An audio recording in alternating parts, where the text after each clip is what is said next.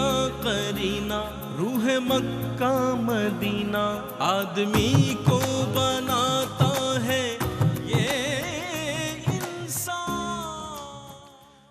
جی جناب، بہت ہی زبردست اور بڑا انٹرسٹنگ اور بہت دلچسپ آج کا موضوع۔ دلچسپ کیا ہے؟ ہمارا تو مدعا یہی ہے، ہمارا مقصد یہی ہے، ہماری دعاؤں کا مرکز و محور وہی ہے جس پر ہم بات کر رہے ہیں، جنت اور اس کی نعمتوں کا حصول اور اس کے جو طریقے ہیں اس حوالے سے بات کر رہے ہیں۔ قبلہ مفتی محمد اکمل مدنی صاحب تشریف فرمائے۔ مفتی صاحب، ویسے تو کہا گیا والعصر ان الانسان لفی خسر، بے شک انسان جو ہے وقت عصر کی قسم کھا کر فرمایا گیا خسارے میں۔ یہ کیسے ممکن ہے کہ ایک انسان تمام عوارضات سے جو ہے وہ پاک اور بے نیاز رہے؟ فرمائیے کچھ اس حوالے سے۔ یہ آپ کے سوال کی دو جہتیں ہیں۔ ایک تو یہ کہ جنت میں جانے کے لیے عوارضات بشریہ سے پاک ہونا ضروری ہے، یا یہ ہے کہ جنت میں جانے کے بعد جب انسان عوارضات بشریہ سے پاک و صاف ہو جائے، یہ کیسے ممکن ہے؟ یہ کیسے؟ تو اس تناظر میں میرے خیال جی سے زیادہ بیسٹ ہے کہ ہم کو اس پہ کلام کریں۔ ضرور۔ جب انسان جنت میں جائے گا تو نبی کریم صلی اللہ علیہ وسلم نے واضح فرمایا کہ وہاں پر جب ایک دفعہ داخل ہو جائیں گے تو ایک فرشتہ ندا کرے گا کہ جنتیوں خوش ہو جاؤ کہ اب تم اس میں ہمیشہ رہو گے، کبھی نکالے نہیں جاؤ گے۔ سبحان اللہ۔ اب تم ہمیشہ جوان رہو گے، کبھی تم پر بڑھاپا نہیں آئے گا۔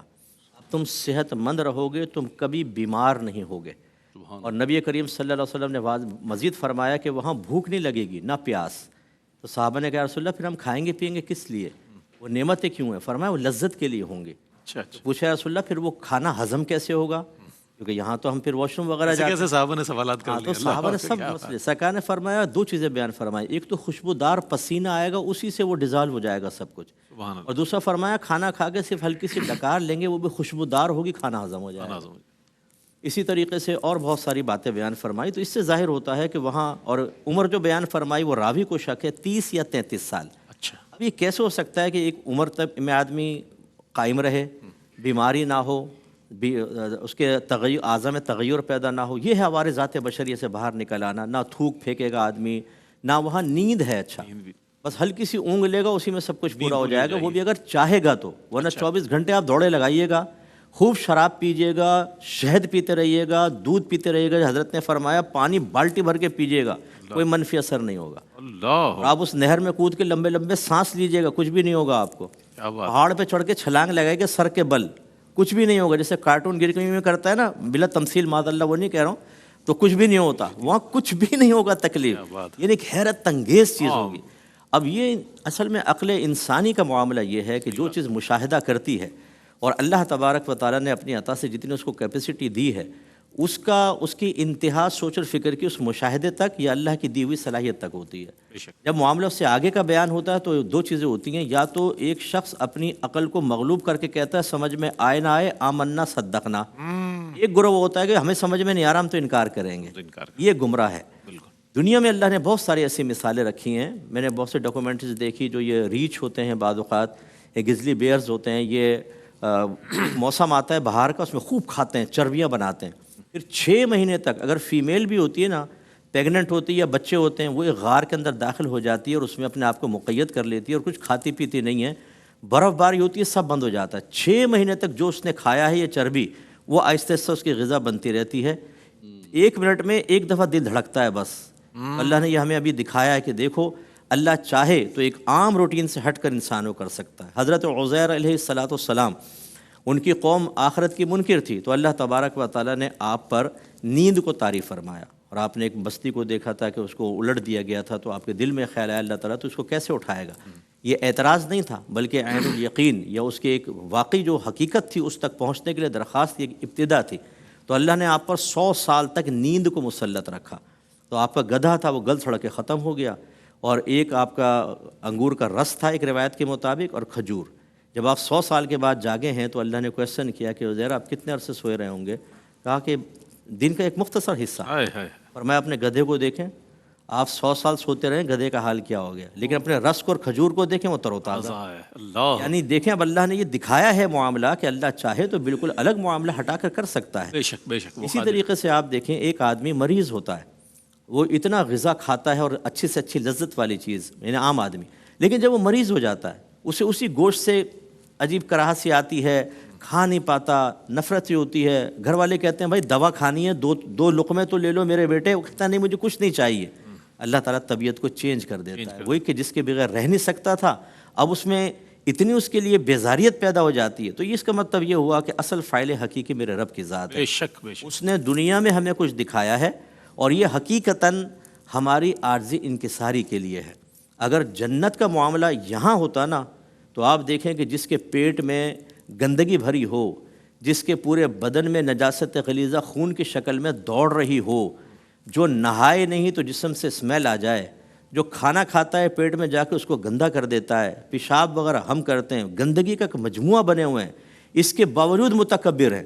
بالکل. اگر ہم ان عوارضات بشریت سے پاک و صاف ہوتے تو تکبر کا عالم کیا ہوتا. اللہ تعالیٰ نے یہاں دنیا کے اندر ہمیں تمام چیزیں دکھا کر ایک عاجزی کی طرف، انکساری کی طرف مائل رکھا. اسی لیے اب دیکھیں بعض جانور ایسے ہوتے ہیں ان کی عمریں بڑی بڑی لمبی لمبی، 1000 سال کے بارے میں منقول ہے گدھوں کی عمر ہوتی ہے 1000 سال. ایک بزرگ تو جب کسی گدھ کو دیکھتے تھے نا تو پھر بڑے خوش ہوتے تھے، فرماتے تھے ہو سکتا ہے کہ یہ وہ گدھ ہو جس نے میرے نبی کریم صلی اللہ علیہ وسلم کی زیارت کی ہے. اس طریقے سے ان کی سوچیں تھیں. تو اللہ نے دکھایا ہے. اچھا یہ چیلیں اوپر اڑ رہی ہوتی ہیں، یہ نیچے کا چوہا چل رہا ہوتا ہے نا، اتنی تیز نگاہیں ہیں کہ وہاں سے دیکھ لیتی ہیں. اس کا مطلب ہے کہ دنیا میں اللہ نے دکھایا کہ بعض کو بعض چیزیں ایسی رکھیں کہ وہ اس سے لمٹ سے آگے نہیں بڑھ سکتا، دوسرے کو اس پر فوق رکھا. یہ مثالیں قائم کر کے ہمیں جنت کی نظیریں دکھائی ہیں، لہٰذا ان کا انکار کرنے کی ضرورت نہیں ہے. ابھی علم الیقین ہے.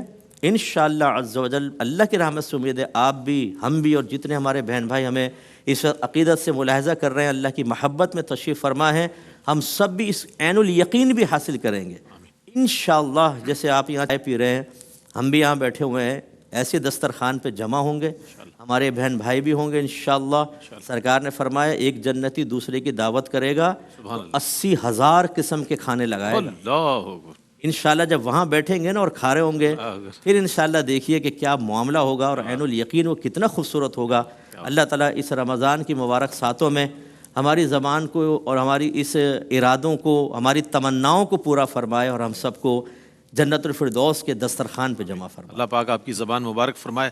میرے حق میں بھی آپ سب کے اور پوری دنیا میں جہاں جہاں یہ ٹرانسمیشن دیکھی جا رہی ہے، مفتی صاحب ماشاءاللہ عالم دین ہے، اور جب قرآن نے کہا غور و فکر کیوں نہیں کرتے، اور واقعی نہیں کرتے ہم، لیکن علماء حضرات کرتے ہیں تو ان کی وسعت نظر بھی ویسی ہوتی ہے، مشاہدات بھی ویسی ہوتی ہے، اور مثالیں بھی اس کی پھر وہ جب ظاہر کرتے ہیں تو انسان سوچتا ہے کہ واقعتاً ایسا تو ہمیں اس سینس میں تو ہم نے سوچا ہی نہیں تھا اس زاویے سے. بہرصورت علامہ لیاقت حسین اظہری صاحب نے گزشتہ جو جواب عنایت فرمایا اس میں جنت کی جو درجات ہیں، کیٹیگریز ہیں، اس کے حوالے سے بات کی، بات ایسی کی کہ مطلب بالکل اس کا سرسری ذکر کیا. اب ہم اس کے حوالے سے جاننا چاہیں گے، اس کے دروازوں کا بھی ذکر کیا. تو میں چاہتا ہوں علامہ صاحب اب اس کو تفصیلاً بیان فرما دیجئے، جنت کی جو کیٹیگریز ہیں، درجات جو ہیں، اور جنت کے جو دروازے ہیں اس کے حوالے سے. دیکھیں جنت کے جو درجات ہیں، درجات کی کوئی تعداد تو متعین نہیں کی ہے. جیسے کہا جاتا ہے کہ 100 درجے ہیں. 100 سے مراد یہ ہے کہ بہت درجات ہیں جنت کے. باقی جیسے آپ نے فرمایا کہ جنت کے نام کیا ہیں، تو ایک تو سب سے زیادہ جو قرآن کے اندر آیا ہے وہ یرثون الفردوس ہم فیہا خالدون، جنت الفردوس. یہ جنت کا سب سے اعلیٰ درجہ ہے. اس کے لیے اللہ کے نبی صلی اللہ علیہ وسلم نے فرمایا کہ سوال کرو. پھر ہے جنت عدن، فرمایا جو ہمیشہ رہنے والی جنت ہے.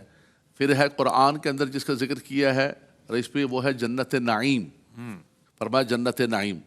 اس کے بعد ہے جنت المأوا، اس کا ذکر بھی قرآن مجید فرقان حمید کے اندر. کہیں جنت کو دار السلام قرار دیا ہے، کہیں جنت کو دار القرار قرار دیا ہے قرآن مجید فرقان حمید کے اندر. مقام الامین قرار دیا ہے، امن کا مقام ہے، سلامتی کا مقام ہے، اور یہ ہمیشہ رہنے والا مقام ہے. باقی رہی دروازوں کی بات، تو جیسے ذکر کیا ہم نے کہ فرمایا کہ باب الصوم ہوگا، باب الصلاۃ ہوگا، باب الحج ہوگا. ایک اور باب ذکر کیا ہے باب الکاظمین الغیظ، ان کے لیے ایک اسپیسیفک گیٹ ہوگا اسپیشل. فرمایا کہ جو دنیا کے اندر رہتے ہوئے غصہ پینے والے کو، جیسے علامہ صاحب نے ذکر فرمایا کہ جو صبر ہے، تو صبر کا جو نتیجہ ہے انسان صبر کرتا ہے، غصہ پیتا ہے. فرمایا کہ صبر کرنے والوں کے لیے خاص طور پہ فرمایا کہ تمہیں اللہ تبارک و تعالیٰ نے یہ صبر کہ انما یوفی الصابرون اجرہم بغیر حساب، ایک تو رب تبارک و تعالیٰ ان کو بغیر حساب کے عطا فرمائے گا. تو یہ ہیں جنت کے درجات، اور یہ ہیں جنت کی نعمتیں جو اللہ تبارک و تعالیٰ نے ان لوگوں کے لیے رکھی ہیں کہ جو اس دنیا کے اندر نیک اعمال کر کے جائیں گے. فرمایا کہ متکئین فیہا علی الارائک لا یرون فیہا شمسا ولا زمہریرا، فرمایا نہ وہاں سردی ہوگی نہ گرمی ہوگی، ٹیمپریچر اتنا معتدل ہوگا. کیا بات. جیسے مجھے ذکر فرما رہے تھے کہ انسان کا جس چیز کا بھی دل چاہے گا، ما تشتہی انفسکم وَلَكُمْ فِيهَا مَا تَدَّعُونَ نُزُولًا مِّن غَفُورٍ الرحیم. آج میزبان کون ہے؟ آج دسترخوان کس کا ہے؟ اللہ. فرمایا جو تمہارے دل میں تمنا پیدا ہوگی، تمہیں بولنے کی ضرورت نہیں ہوگی، وہ وہاں پر حاضر ہو جائے گی، اس لیے کہ آج تم رب تبارک و تعالیٰ کی مہمانی کے اندر ہو. اور فرمایا کہ تمہاری اولاد، تمہارے بچے، سب سے بڑی بات یہ ہے کہ اللہ تبارک و تعالیٰ فرمایا کہ ان کو بھی وہیں پر ان کے ساتھ جمع کرے، تاکہ انسان اس وقت جو ہے ان کیفیات کے اندر ہو تو وہاں اس کی اولاد اور اس کے بچے بھی ہو. ایک وقفہ ہے، بہت خوبصورت ذکر ہو رہا ہے، بہت اچھی کلمات سننے کو مل رہے ہیں از روح قرآن و حدیث. انشاءاللہ کنٹینیو کریں گے. ایک وقفہ ہے، وقفے کے بعد لوٹتے ہیں، ہمارے ساتھ رہیے گا.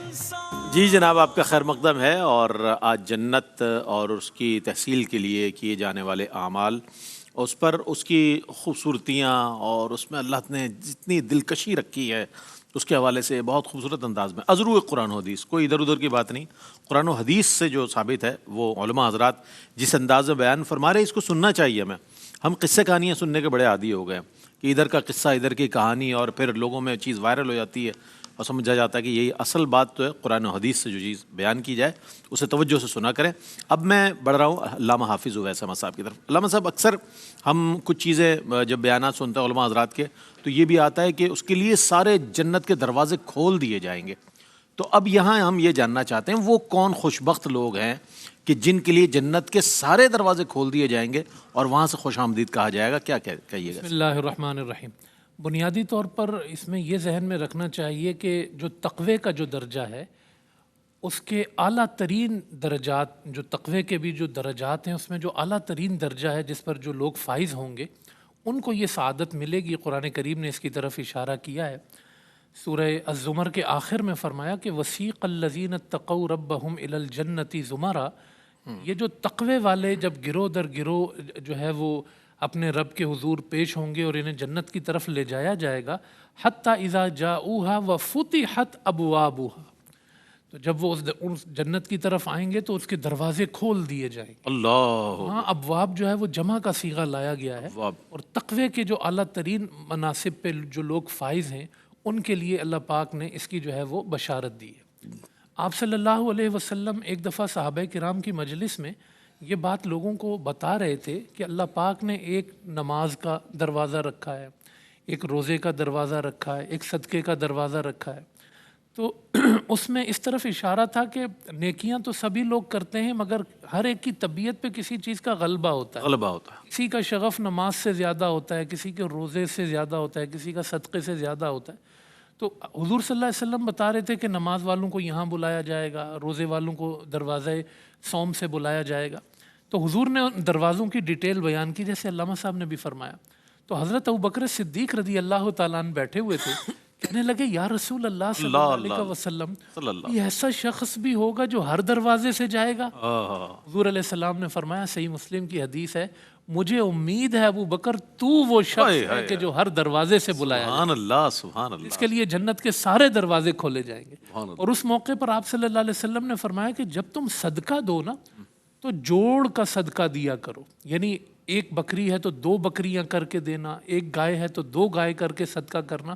اس کے لیے بھی حضور نے بشارت دی کہ اس کے لیے جنت کے سارے، یعنی جو سخی شخص ہوگا، اشارہ ہے اس کے لیے جنت کے سارے دروازے کھولے جائیں گے.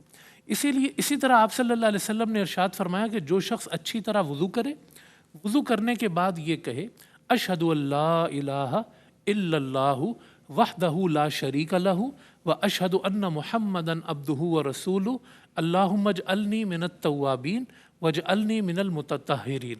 یعنی چوتھا کلمہ پڑھنا اور پھر یہ دعا کرنا وضو کے بعد، یا اللہ مجھے توبہ کرنے والوں میں سے بنا اور مجھے پاک لوگوں میں سے بنا. حضور نے فرمایا جس نے اچھی طرح وضو کر کے یہ دعا پڑھی، اللہ پاک اس کے لیے جنت کے سارے دروازے کھولے. سبحان اللہ. یہ بڑی جامع دعا ہے، اس میں توبہ، طہارت، توحید ساری چیزوں کا ذکر آ گیا.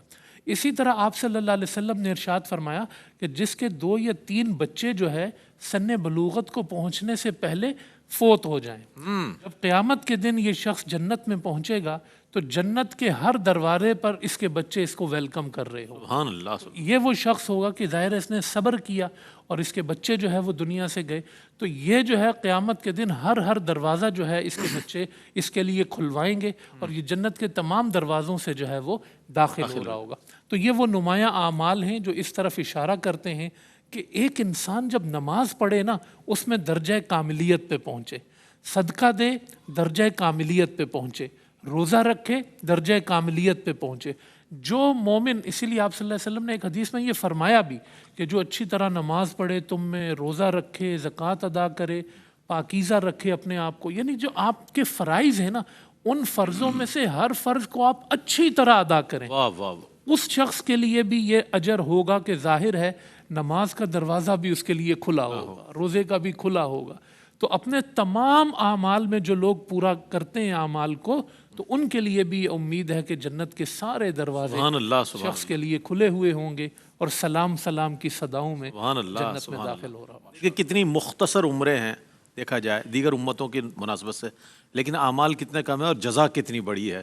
جس جنت کا تذکرہ ہو رہا ہے، جس کے بارے میں بیان کیا جا رہا ہے، کیا کہنے. سبحان اللہ. اچھا مفتی صاحب، اب کنکلوژن کی طرف ہم آ رہے ہیں. جنت کا تذکرہ ہوا، اس کے تمام درجات اور اس کے دروازوں کے بارے میں اور اس کی نعمتوں کے بارے میں. اب میں یہ جاننا چاہوں گا آپ سے، خود میں اور اپنے گھر والوں میں جنت کے حصول کے لیے دائمی کوشش کرنا اور ذوق و شوق پیدا کرنا، یہ کیسے ممکن ہے؟ یہ اصل میں آج کا میں چاہتا ہوں اس پر آپ کلام فرمائیں تاکہ یہ محفوظ ہو جائے آپ کے ذہنوں میں. جی، اس پہ ہم پہلے بھی کئی دفعہ کلام کر چکے ہیں کہ سب سے پہلے تو اس کی ضرورت کو محسوس کرنا چاہیے.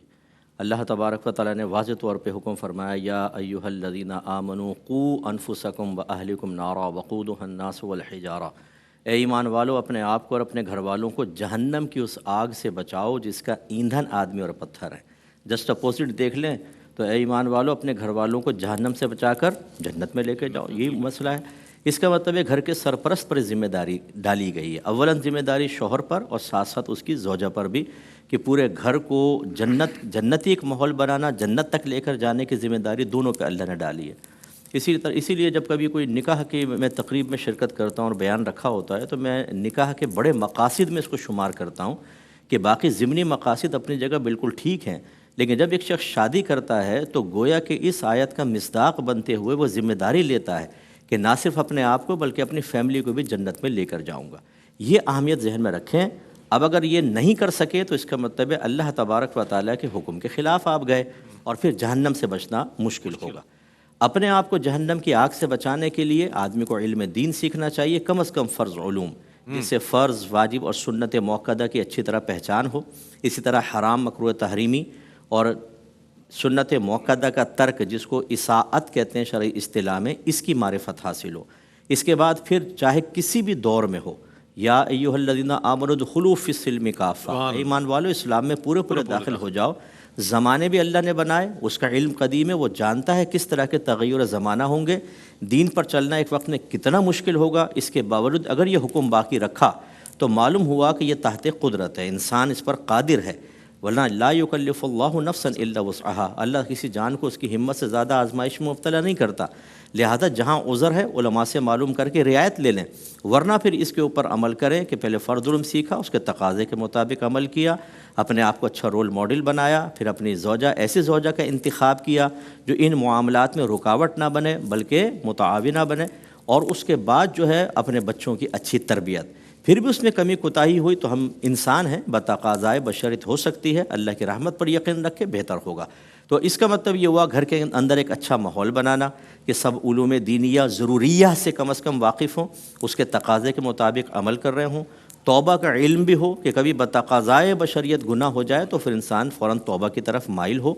اور ہمارا ہم تمام دیکھنے والوں کو مشورہ ہے، یہ کوشش کریں کہ یہ 5 قسم کے دروس اگر گھر میں جاری ہو جائیں: درس قرآن، درس حدیث، درس فقہ، درس سیرت، درس تصوف. سبحان اللہ. وہ تصوف وہ جو قرآن و حدیث سے ثابت شدہ، وہ نہیں جو رتب و یابس سے بھرا ہوا. یہ 5 دروس وقتاً فوقتاً ہمارے گھر میں ہونے چاہیے. اس سے ایک فائدہ کیا ہوتا ہے کہ جب قرآن کے اور احادیث کے مضامین کا اعادہ ہوتا جاتا ہے تو انسان کی نیتوں میں تجدید پیدا ہوتی رہتی ہے اور جو منفی تغیر اس کی طبیعت کے اندر پیدا ہوتا ہے وہ پھر دوبارہ مثبت کی طرف آ جاتا ہے. کیا بات. آپ یہ دیکھیں بعض اوقات آدمی گندے دوستوں کی صحبت میں انٹرنیٹ میں کافی لگ جاتا ہے, توجہ ختم ہو جاتی ہے, تو ذہن بھی گندا, طبیعت گندی, لیکن اس کے بعد پھر کوئی چیز سنتا ہے تو وہ گندگی باہر نکلتی ہے, احساس ہوتا ہے میں کیا کر رہا تھا.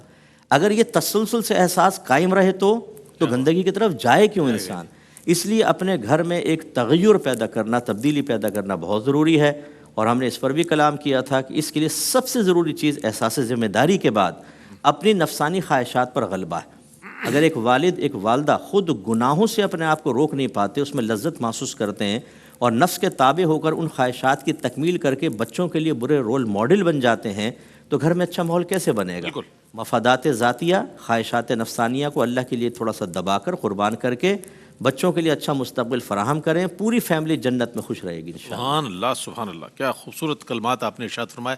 اللہ تعالیٰ اس پر ہمیں عمل کرنے کی توفیق عطا فرمائے, اور جتنے لوگ دیکھ رہے ہیں وہ بھی اس کا عزم صمیم کر لیں, چونکہ جہنم سے آزادی کا عشرہ ہمارے درمیان ہے, ماہ رمضان المبارک ہے. ممکن ہے کہ آج کا پروگرام آپ کی زندگی کا ٹرننگ پوائنٹ بن جائے. علامہ لیاقت حسین نظری صاحب کیا فرمائیے گا پیغام کی صورت میں چند. حضرات علماء کرام نے جتنی گفتگو کی ہے قرآن و حدیث کی روشنی کے اندر, وہ یہی ہے کہ جنت اللہ تبارک و تعالیٰ کی محبت کا ایک بہت بڑا مرکز ہے, لیکن اس کے لیے عمل کرنا پڑے گا, کہ عمل سے زندگی بنتی ہے, جنت بھی جہنم بھی. اگر آپ جنت کو حاصل کرنا چاہتے ہیں تو اس کے لیے آپ کو کردار ادا کرنا پڑے گا. ان کے اعمال کا بھی ذکر کیا گیا. نبی کریم صلی اللہ علیہ وسلم نے صحابہ کرام کو زمین پر چلتے چلتے جنت کی بشارت عطا فرمائی کہ ابو بکر فی الجنہ, عمر فی الجنہ, عثمان فی الجنہ, علی فی الجنہ, طلحہ فی الجنہ. اللہ کے نبی صلی اللہ علیہ وسلم تشریف فرمایا مسجد نبوی کے اندر. آخری بات کروں گا, ایک شخص گزرا, حضور نے فرمایا کہ ایک آدمی آنے والا ہے, اس کو ذرا دیکھنا, یہ جنتی ہے. صحابہ کرام فرماتے ہیں ہم نے دیکھا ایک انصاری وضو کیا ہوا پانی داڑھی سے نچڑ رہا ہے اور جوتے پکڑے ہوئے الٹے ہاتھ میں, سادہ سا دیہاتی گزر رہا ہے. دوسرے دن بھی حضور نے فرمایا, تیسرے دن بھی فرمایا. حضرت عبداللہ بن عمر کہتے ہیں کہ میں اس کے پیچھے چل پڑا کہ ہم دیکھیں تو صحیح کہ یار کیا اعمال کرتا ہے, کیا کرتا ہے. میں 3 دن اس کے ساتھ رہا, اور چوتھے دن میں نے کہا کہ میں آپ کے ساتھ رہا تھا کہ چلے میں دیکھوں آپ کیا کرتے ہیں, کیا پڑھتے ہیں. تو آپ تو وہی کرتے ہیں جو سب ہم کرتے ہیں. صحابہ کرام کا مبارک دو تھا. اس نے کہا کہ ہاں یہی ہے. ہمارے جیسے کوئی سمجھدار کیا ہوتا ہے تو کہتا ہے یہ فقیر کی اور بھی بہت ساری, فقیر کے اور بھی معاملات, فقیر کی اور بھی کوئی خلوتی کی چیزیں جو آپ کو پتہ ہی نہیں چلا. تو صحابہ کرام سیدھے تھے, متکلف نہیں تھے. انہوں نے کہا بھائی یہی ہے جو کہ دیکھا تو, اور کچھ بھی نہیں بھائی. وہ جانے لگے. انہوں نے کہا ہاں ایک بات سنو, ایک بات سنو. بولے میں رات کو سوتا ہوں جب, اپنے دل کو, اپنے من کو دوسروں سے بالکل صاف کر کے سوتا ہوں. نہ کسی سے بغض ہوتا ہے, نہ کسی سے حسد ہوتا ہے, نہ کسی سے عداوت. بولا بس بس بس بس. تو یہ بھی ایک بہت بڑا پیغام ہے کہ اپنے من کو آپ صاف کریں گے. جیسے علامہ صاحب نے فرمایا کہ جنتیوں کا دل چڑیا جیسا ہوتا ہے, بالکل صاف ستھرا. یہ بھی آپ کو جنت کی طرف لے کر. بہت شکریہ ادا کروں گا علامہ لیاقت حسین نظری صاحب, علامہ حافظ اویس احمد صاحب, آپ تشریف لائے. قبلہ مفتی محمد اکرم المدنی صاحب نے بہت خوبصورت آپ تینوں نے کلام فرمایا, اور مفتی صاحب انشاءاللہ اگلے سیگمنٹ میں ہمارے ساتھ رہیں گے. آپ کے مسائل کا حل جو اگلا سیگمنٹ ہے, جلدی سے تیاری کر لیں, سوالات کمپائل کر لیں, اور ٹیلی ویژن سیٹ کی آواز آپ نے نہیں بڑھانی, بالکل کم رکھنی ہے تاکہ آپ کے سوالات ہم تک پہنچ جائے. حاضر ہوتے ہیں وقفے کے بعد, اور سیگمنٹ ہوگا آپ کے مسائل کا حل. رحمتوں کا مہینہ, عظمتوں کا سفینہ, زندگی کا قرینہ, روح مکہ مدینہ, آدمی کو